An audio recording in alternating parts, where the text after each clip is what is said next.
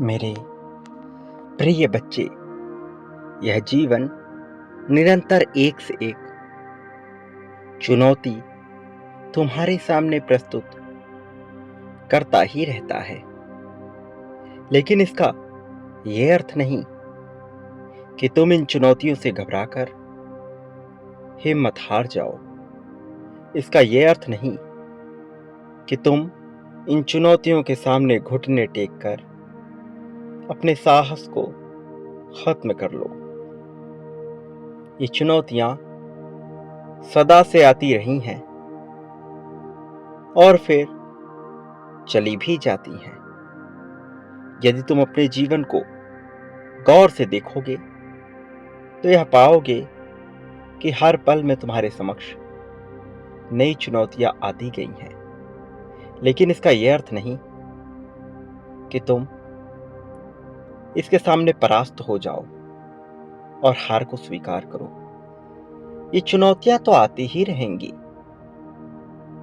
जीवन में जीत का अर्थ है निरंतर प्रगति करना। चुनौतियां समाप्त हो जाना जीत का पर्याय नहीं है। चाहे कोई कितना ही महान और विशाल क्यों ना हो, चुनौतियां तो उसके समक्ष अवश्य ही आएंगी।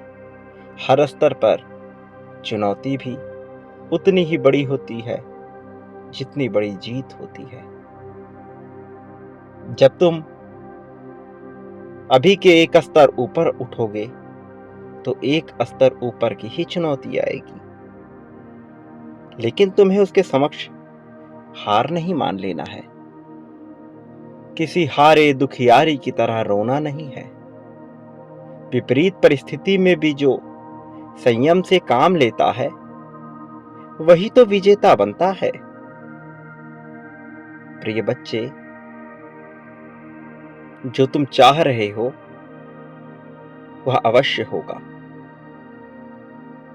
लेकिन यदि वह तुम्हारे तरीके से नहीं होता है, तुम्हारे नियंत्रण के अधीन नहीं होता है, तो यह कोई घबराने वाली बात नहीं है। यही तो जीवन का हिस्सा है।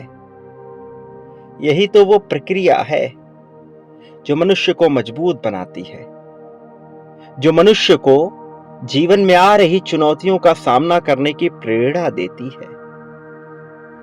तुमने अपने जीवन में जितने दुख सहे हैं, क्या वह सामान्य थे? नहीं, बिल्कुल भी वो सब सामान्य दुख नहीं थे। वह सामान्यता से ऊपर थे और उसे सहन करना भी किसी सामान्य मनुष्य के बस की बात ही नहीं थी। लेकिन तुमने सदैव अपने साहस का परिचय दिया। तुम इस उधेड़ बुन भरी जिंदगी में जीत का हाथ थामे आगे बढ़ते गए। और जब तुमने इतना साहस दर्शाया ही है तो भला अब चिंतित क्यों हो रहे हो, विचलित क्यों हो रहे हो? चिंता तुम्हारे लिए निरर्थक है। तुम भविष्य की उस घटना का आकलन कर रहे हो जो अभी घटा ही नहीं है, और तुम अपने अंदर उतना साहस नहीं भर पा रहे कि उसका सामना कर सको। लेकिन मैं तुमसे कह रहा हूं, जब वह घटना घटित होगी तो तुम घबराओगे नहीं। यदि तुम्हें बेचैनी होगी भी तो भी अपने आप को शांत रखना, क्योंकि तुम उस परिस्थिति से निपट लोगे। तुम अपनी बात रख दोगे। तुम्हारा कार्य अपने हिस्से के बातों को रखना, अपने हिस्से के कार्य को संपादित करना है। परिणाम तुम्हारे पक्ष में होता है या नहीं, इसकी चिंता करना पूरी तरह से निरर्थक है। प्रयास तुमने किया या नहीं, यह मायने रखता है। मेरे प्रिय बच्चे, प्रयास पे अपना पूरा ध्यान दो। प्रयास तुम्हारे लिए आवश्यक है। मैं जानता हूं, जब तुम्हारे ऊपर कोई विपत्ति आती है तब तुम धीरे धीरे कमजोर पड़ने लगते हो, और जब यह परिस्थिति घटित नहीं होती जब सब कुछ सामान्य चल रहा होता है तो तुम्हारा आत्मविश्वास बहुत अच्छा होता है, बहुत उच्च होता है।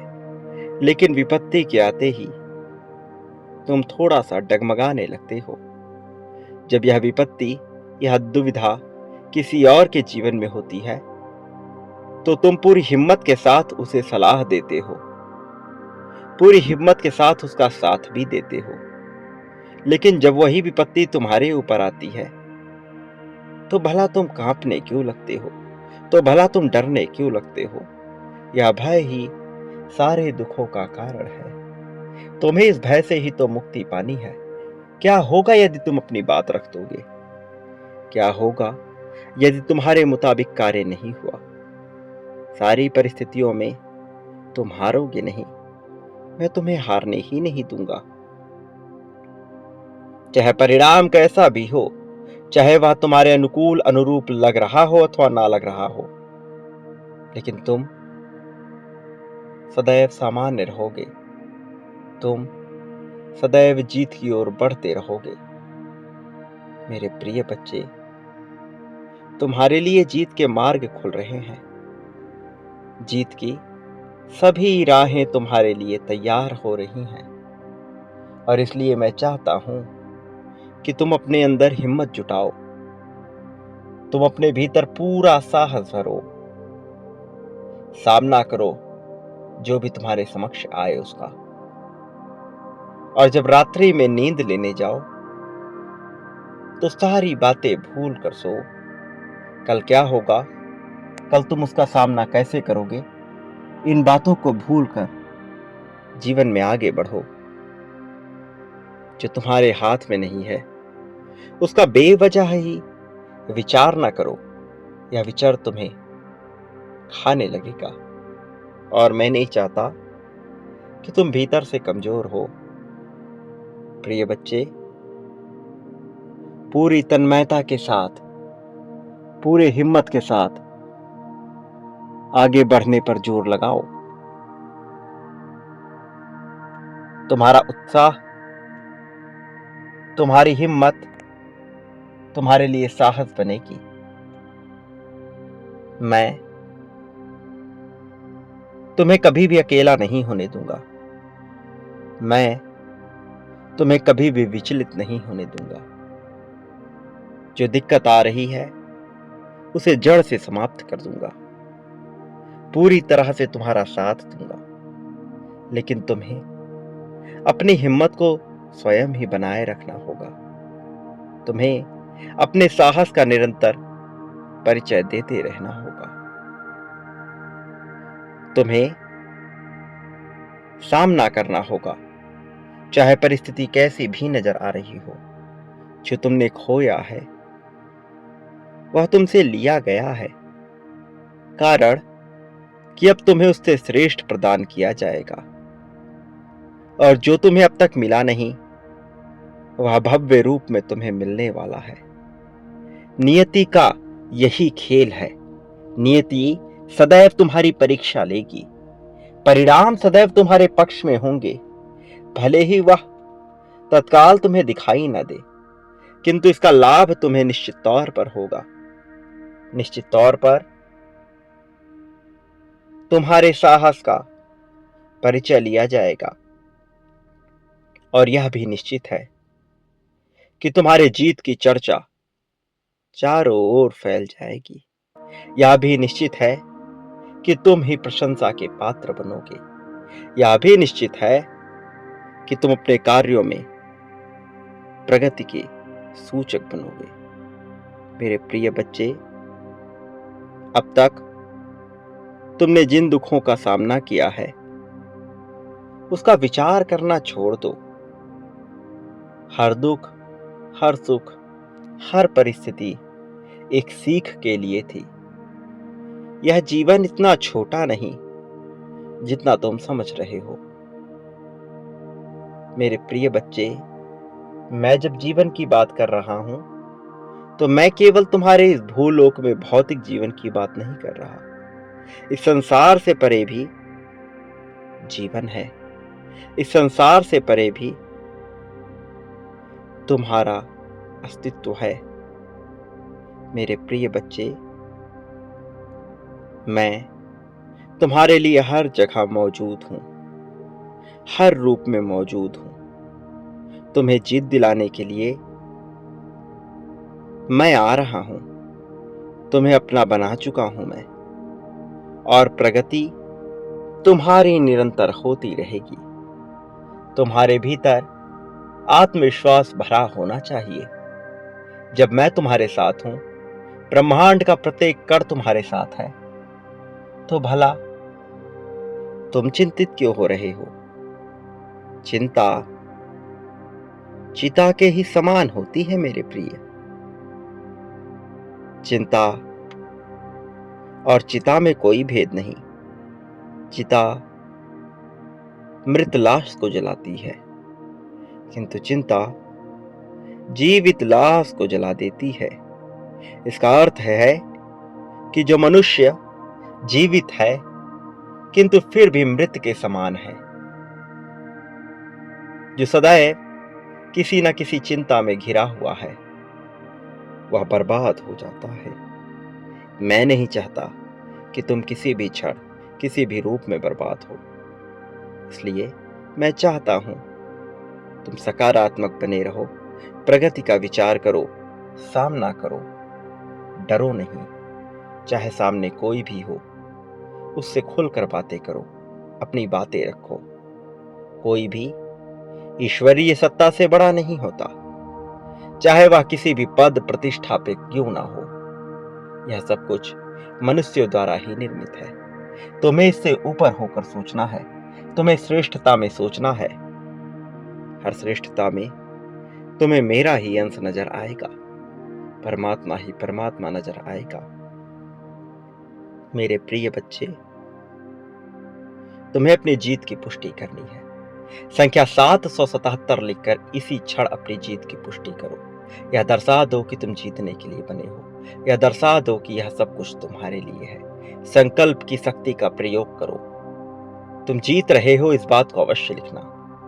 वह जीत विशाल होनी चाहिए, यह बात अवश्य लिखना। कैसी, यह तुम पर निर्भर करता है। तुम्हें यह मिल अवश्य जाएगी। मेरे प्रिय बच्चे, ये मत भूलना कि बांटने वाला ही सब कुछ प्राप्त करता है। जितनी ज्यादा मात्रा में कुछ बांटोगे, उससे कहीं गुना ज्यादा मात्रा में तुम्हें वह प्राप्त होगा।